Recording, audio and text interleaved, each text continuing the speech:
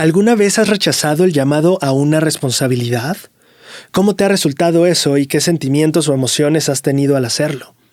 Jonás es uno de los profetas más distinguidos de toda la Biblia porque tal vez fue el único en negarse rotundamente a atender su llamamiento. Llamó mucho mi atención que Jonás, en cuanto escuchó la instrucción del Señor de ir a Nínive, se levantó para huir de la presencia de Jehová. Su decisión fue tan certera que pagó un pasaje que lo llevaría lejos del lugar donde se encontraba. Pero aquí es donde empieza nuestra lección. Hay algo que no cuadra aquí. ¿Por qué huir de donde estaba si simplemente pudo no haber ido a Nínive? No tenía que comprar un boleto a otro lado. Digo, si no quieres ir a Brasil a la misión, no tienes que mudarte a la India. Basta con simplemente no ir. ¿Por qué no lo hizo así? ¿Y qué lección tiene todo esto para nosotros? Para responder debemos entender que las emociones juegan un papel muy importante en nuestro deseo y anhelo de servir. Tal vez Jonás pensó que el llamamiento era demasiado grande y sus emociones lo orillaron a rechazar el llamado tan radicalmente que solo no hacerlo no era suficiente. La lección aquí es que hay cosas tan difíciles de hacer que no solo no vamos a hacerlas, sino que nos alejaremos lo más posible de ellas. Acercándose el tiempo en el que partiría una misión, un amigo a quien llamaremos Carlos cayó en ciertas indiscreciones que le impedirían participar de la Santa Cena. Sabía que la única solución sería hablar con su obispo, pero debido a las consecuencias que esto podría llevar, prefirió no hacerlo. Como tampoco quería tomar la Santa Cena así, para guardar el secreto, se le ocurrió el plan perfecto. Solo tenía que asegurarse de llegar lo suficientemente tarde. Si se retrasaba al bañarse o decía que estaba algo cansado, podría lograr que su familia se adelantara, mientras que él hacía el tiempo suficiente para no llegar a la Santa Cena. Esta decisión con el tiempo lo llevó más y más lejos de la iglesia, de su obispo y hasta de su familia. Un deber que quiso evitar no solo quedó sin hacerse, sino que en el proceso le llevó a alejarse de muchas otras cosas importantes en su vida. En el caso de Jonás es interesante que ni siquiera sabemos de qué lugar se estaba alejando. O sea, Jonás no estaba alejándose de su familia, amigos o lugar de residencia. La Escritura dice que estaba huyendo de la presencia de Dios. ¿Vemos la clara lección? Jonás no solo no cumplió con su llamamiento, sino que se alejó de la presencia de Dios. Al evitar lidiar con los asuntos que tú y yo tengamos que arreglar, no solo no avanzamos en resolver ese asunto, sino que muchas veces eso va a hacer que vayamos incluso para atrás en otras áreas de nuestra vida.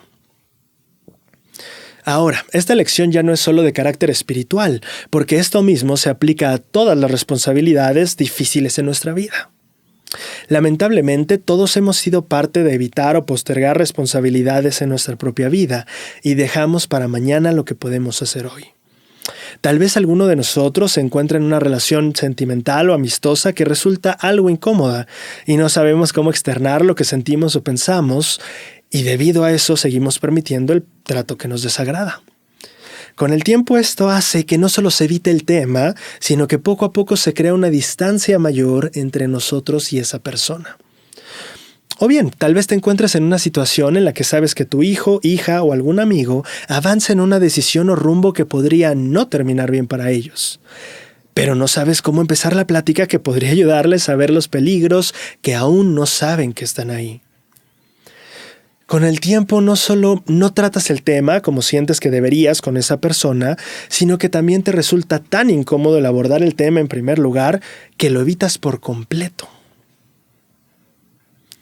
El Manual de Instituto del Antiguo Testamento explica en la página 98.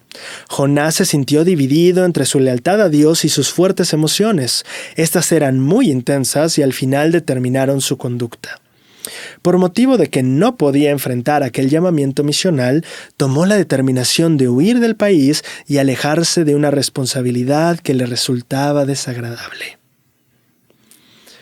Ahora, esto no significa que seas un pésimo padre, amigo o hermano. Como dice el Manual de Instituto sobre Jonás, él no tenía la intención de abandonar el oficio profético, simplemente quería ausentarse sin permiso por un tiempo hasta que la situación desagradable se resolviera.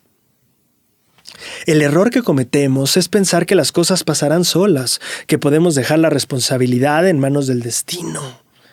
Pero esto sería dejar de ser agentes que actúan para entrar en un modo objetos sobre los cuales se actúa. Ahora, ojo aquí, claro que esto no significa que tienes la responsabilidad de resolverlo, pero sí significa que tienes la responsabilidad de afrontarlo. Como lo dijo Robin Sharma en su libro El líder que no tenía cargo, un buen líder no huye de las conversaciones incómodas. Jonás no era responsable de convertir a los asirios, pero sí era responsable de ir a predicarles. En su discurso 100% responsables dado en BYU el 22 de agosto de 2017, el elder Lynn G. Robbins proporcionó algo que él llamó la lista de antirresponsabilidad.